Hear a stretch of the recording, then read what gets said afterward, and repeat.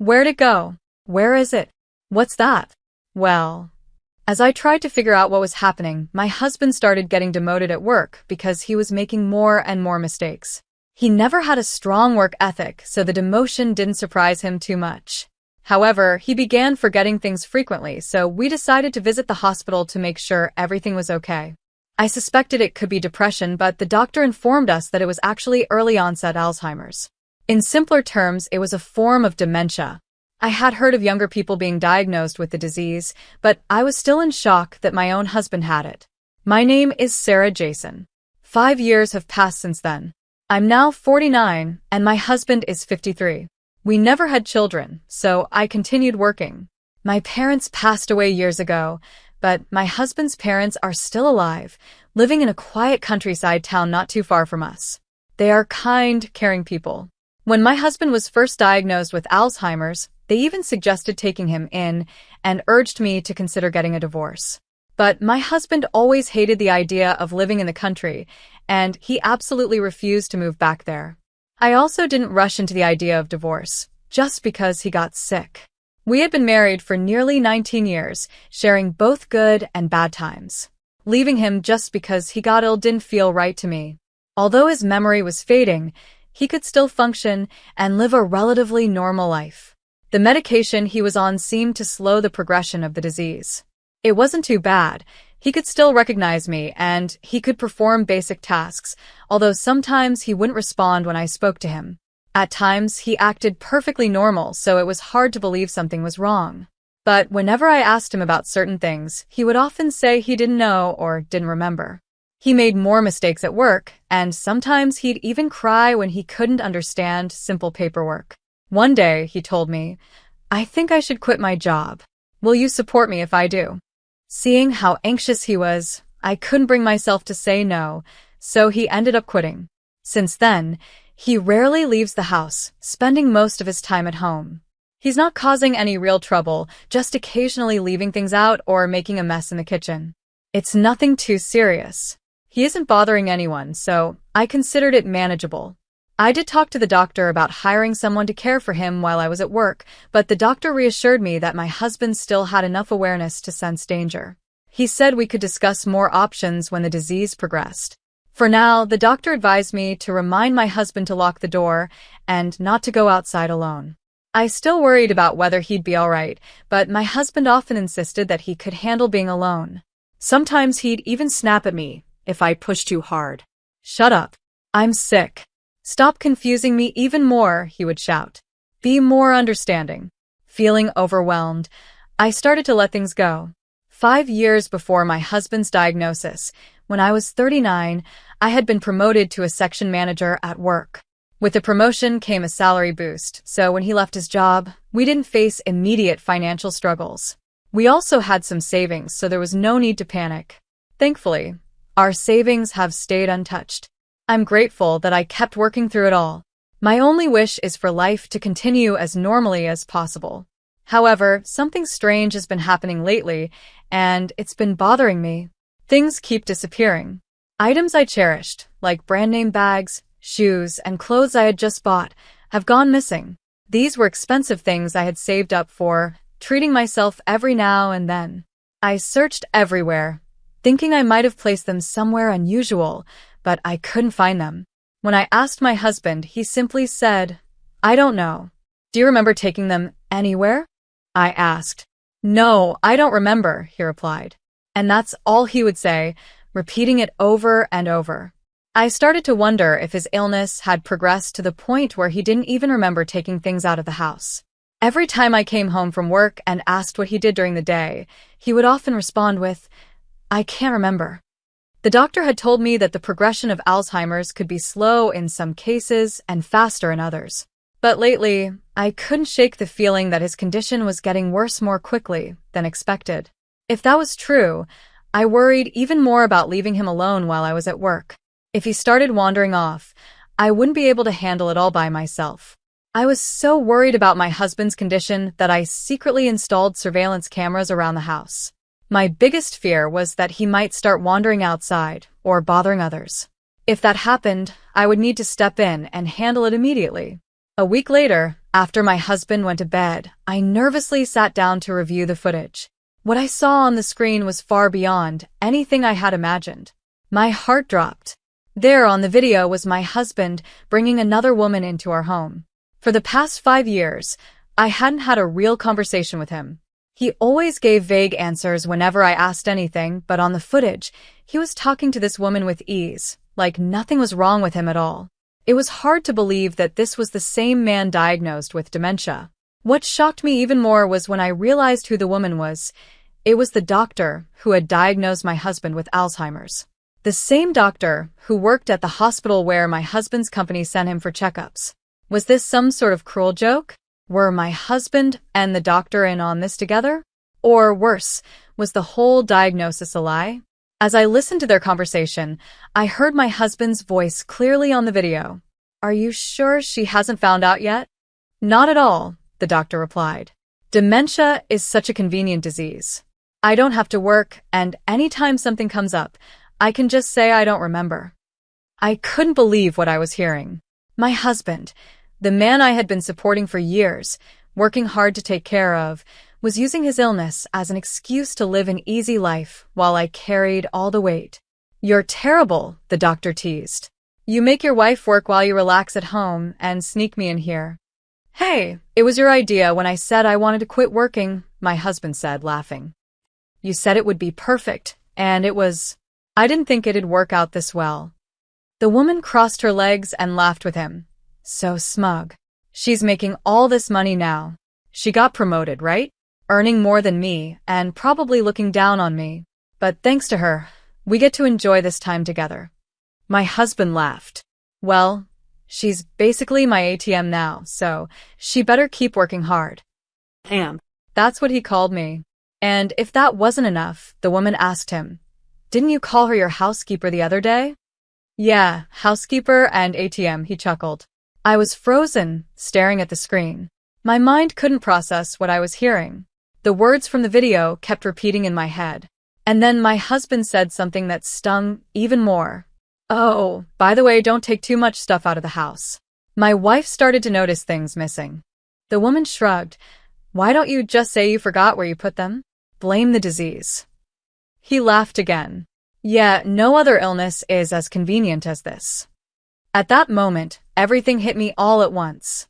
For 5 years, I had been by his side, working hard, taking care of the house, and trying my best to support him without question. Now, it all felt like a cruel joke. I had been living in the dark, unaware of how I was being deceived. My body felt drained of all energy. I didn't know how to react, and for some reason, I just started laughing. Maybe I had finally snapped, or maybe I was just so overwhelmed by the anger, sadness, frustration, and despair that laughter was all I could do. But the nightmare wasn't over. Later, I checked our bank account, and to my horror, the balance was zero. Every dollar I had saved since we got married was gone. My husband had tithe in it all. In that moment, I felt like my entire world had collapsed. It was as if everything I had worked for, all my efforts, had been for nothing. The next morning, as the first light of dawn broke, my husband woke up, looking completely unaware of the storm brewing inside me. "Where's breakfast?" he asked casually. I wanted to scream. I wanted to grab him and demand answers, but I held back. He still had no idea that I knew everything. The urge to confront him right then and there was overwhelming, but I managed to resist. "What are you planning to do today?" I asked, my voice trembling slightly. He looked at me, confused. "Why are you asking me that?" "I'm just curious," I replied, barely holding back my anger. "What do you do at home all day?" "Well, you know I'd love to work like you do," he said with a fake smile. "But I'm sick, so I just try to stay out of trouble." How could he lie so easily? I could barely look at him. I thought about filing for divorce, using his cheating as grounds for alimony. After everything I had learned, I had every reason to leave him. But when I thought about the past 5 years and all I had sacrificed, it filled me with rage. I broke down in tears, overwhelmed by the unfairness of it all. People who do such cruel things usually try to joke their way out of it or offer weak excuses. But no matter what, nothing could justify what he had done. A few days passed as I tried to figure out my next move. Just seeing his face made me sick to my stomach, but I remained patient. I kept the cameras rolling, and my husband continued to act as if nothing had changed. He still brought the doctor into our home when I was away. One day, I casually asked him, "Hey, did anyone come by today? I thought I smelled someone else in the house." Someone might have dropped by," he said, scratching his head. "Maybe it was a salesman, but I don't remember." I could hardly contain my disgust, but I forced myself to smile. "So, how are you feeling? You seem to be doing better lately. Are you getting better with the treatment?" "I don't think so. If anything, I feel like my memory is getting worse," he said, sounding almost convincing. "The doctor said once you have the disease, you can slow it down, but you can't cure it." "That's right," I said, playing along. "That doctor, she was quite beautiful, wasn't she?" "Was she?" "I can't even remember her face," he replied, feigning innocence. I was amazed at how long he could keep up this act. I couldn't just sit and do nothing any longer. Without telling my husband, I took the recorded footage and went to visit my in-laws. They were always so kind and considerate to me, but they were still his parents. A part of me feared they would side with him, no matter what he did. I worried they might say my husband cheated because I wasn't good enough or blame me for not understanding why he didn't want to work. Still, I had no one else to turn to. If they sided with him, I thought I would simply accept it, file for divorce, and move on. "Mr. and Mrs. Jason," I began when I arrived, "I'm sorry to bother you like this, but I need to talk to you about something important." My mother-in-law looked concerned. "You look so worn out. What's happened?" She invited me in, offering to make me something hot to eat. Her kindness almost brought me to tears. I was so afraid of their reaction, but I had nothing to worry about. After I showed them the video of my husband and the female doctor, my in-laws immediately got down on their knees, tears in their eyes, apologizing to me. "My foolish son. I'm so sorry, Sarah," my father-in-law said. "We had no idea," my mother-in-law added, holding my hands. "Please forgive us." Instead of blaming me, they cried with me, and in that moment, I felt an enormous weight lift off my shoulders. The tension that had built up inside me for so long was finally beginning to release. Though I was still furious with my husband, knowing I had someone on my side meant the world to me. There was one other thing that made me happy during this dark time: an unexpected promotion at work. I was offered a position as department head, and it felt like a glimmer of hope. I was reminded that all my hard work had not gone unnoticed. There was still a place for me where I could thrive. "Hey, Sarah, are you listening to me?" My husband's voice snapped me back to reality. "What?" "Oh, sorry, I was just spacing out," I said, pretending to be distracted. "You're acting weird," he said, narrowing his eyes. His comment sparked an idea. I smiled inwardly and replied, "Well, maybe I'm losing it too. Dementia's no joke, right?" "Huh." His eyes widened, and I knew I had his attention. From that day forward, I began subtly mimicking the things he had said about his illness, the same things he used to deceive me. Every day, I dropped small hints. "What was I doing earlier?" I'd ask, feigning forgetfulness. "I've been making mistakes at work. I can't remember how to use the washing machine." As time went on, my husband became more and more unsettled. I could see the fear creeping in. He thought I might be losing my memory, just as he had pretended to. Then one day, I came home to find that he was gone. He had left a note and the divorce papers, already filled out. "I don't want to cause you any more trouble, so I've decided to divorce you. Please don't look for me, Ethan." I wasn't surprised. I knew exactly why he had run away. He thought I had dementia and didn't want to be stuck taking care of me. Of course, I knew where he was. He had rented an apartment to continue his relationship with the female doctor. This, too, was revealed in the hidden camera footage. I even heard him laugh as he told the doctor, "I've moved my savings so I don't have to worry about money for a while." He had no idea what was coming. I wasted no time filing the divorce papers and sending him a bill for alimony and property division, addressed to his new apartment. I also sent the same to the doctor's house, by certified mail. The doctor, as it turned out, was married and lived in the suburbs with her family. Her husband deserved to know what was going on, so I sent him a copy of the video as well. It didn't take long for my husband to call me in a panic. "What the hell is this? Alimony?" "Yes," I replied calmly. "You're going to pay alimony for cheating on me." "Are you serious?" he stammered. "And you sent it to the doctor, too?" "Of course. Her husband deserves to know about it, don't you think? I'm sure they're dealing with that mess right now."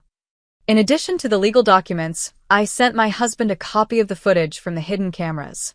He was speechless when he realized how much I knew. "You," he muttered. "How did you figure it all out?" "I was surprised too," I said with a smirk. "Can't believe you fell for my act, huh?" You tricked me," he shouted, but it was no use. He had no ground to stand on. "Me? Trick you?" I replied, raising an eyebrow. "After everything you've done? You think you have any right to be angry after pretending to have dementia for 5 years, living off my income, and bringing another woman into our home?" His bravado faded quickly. He mumbled something, his words slurred as if he didn't know what to say. "But about the division of property," he stammered. "I don't have anything left." I smiled coldly. "We still have your savings, don't we?" He paused, then his face fell. "I've already spent it all," he admitted. "There's nothing left." Even after all that had happened, he was still trying to weasel his way out of responsibility. But this time, there was no escape. I had everything I needed: video evidence, documents, and the truth. "You don't seem to realize," I said, my voice steady. "I planted cameras in the house. I heard every word you said to the doctor. I have all the footage, and it's over." "I have solid proof," I told him firmly. "And your parents know everything. They're furious." As soon as I said that, he erupted. "How dare you tell them about this?" he shouted, his anger boiling over. He still didn't seem to grasp that he had no right to yell at me. The irony of it all was almost laughable. "Thank goodness he blabbed so much during our conversations. It saved me the expense of hiring a private investigator." When I pointed this out, he went silent, maybe at a loss for words, and then abruptly hung up the phone. A month later, he called again. This time, there was a note of confusion in his voice. "What's going on? What are you talking about?" I asked. "I just went to the apartment, and they said it's already been canceled." I almost laughed. "What apartment?" "Our apartment, of course," he snapped. The absurdity of his question was astounding. He was the one who left the divorce papers, after all. Did he really think he could just waltz back into my life? When I told him that I had canceled the lease right after he left, his anger flared up again. "What do you mean you canceled the lease without telling me?" he demanded. I explained that since he was unemployed, he couldn't be the tenant anymore. So once he quit his job, I had the lease transferred into my name. The decision to end the lease was mine and mine alone. I bought a condo. I live there now, I added, feeling a sense of finality. You bought it? How?" he asked, his tone incredulous. "With the alimony I got from you and your lover, plus the savings I took back," I replied. "It's a small place, but it's mine. It's my castle." "Really? Well, I'm coming over then," he said, as if that were the most natural thing in the world. "Don't you have a girlfriend to go to?" I asked, already knowing the answer. "I broke up with her," he muttered. "Her husband found out she was cheating and divorced her. She's in a mess, lost her reputation at the hospital, got sued for making a diagnostic error, and now she's in debt. Both her ex-husband and I are suing her for alimony." "Oh, really?" I said, barely hiding my sarcasm. "So I've decided. I'll start over with you," he declared, as though that would fix everything. "The alimony should be canceled now, right? We can get that money back." I couldn't believe what I was hearing. Did he really think I would take him back after everything? I felt like laughing, but instead, I spoke calmly. "You're out of your mind," I said. "Why should I pay anything? We're divorced, and I never want to see your face again. There's no chance in hell I'm getting back together with you." With that, I hung up the phone and immediately blocked his number. I was done. Apparently, after our call, my ex-husband went to visit his parents, probably thinking they would take him in. But what he didn't know was that they had sold their house and moved into an apartment for seniors. They told me he was shocked when he saw the for sale sign in front of the house. He contacted them, but they refused to help. We had a lawyer working on collecting the remaining money from the division of property and alimony, so there wouldn't be much left in his pocket anyway. He had lost his job, couldn't pay the rent on his apartment, and was eventually evicted. With nowhere else to turn, he must have gone to his parents, only to find they had anticipated this and moved out to avoid him coming back. His parents later told me, if we had stayed, he might have tried to move back in. We couldn't let that happen, Sarah. We didn't want you to suffer because of him. From what I've heard, he's now working as a live-in employee at a factory. But his laziness hasn't changed. He's constantly getting yelled at by younger employees, and they've even resorted to beating him up. Despite his dire situation, he continues to reach out to his parents for help, but they've brushed him off every time. Several months have passed since the divorce, and I'm still in touch with my former in-laws. They're like real parents to me, always concerned about my well-being. I plan to stay close to them and take care of them if they ever need me. As for me, I've been promoted to department manager and my salary has increased. Life is peaceful now, and I'm fully enjoying my time alone.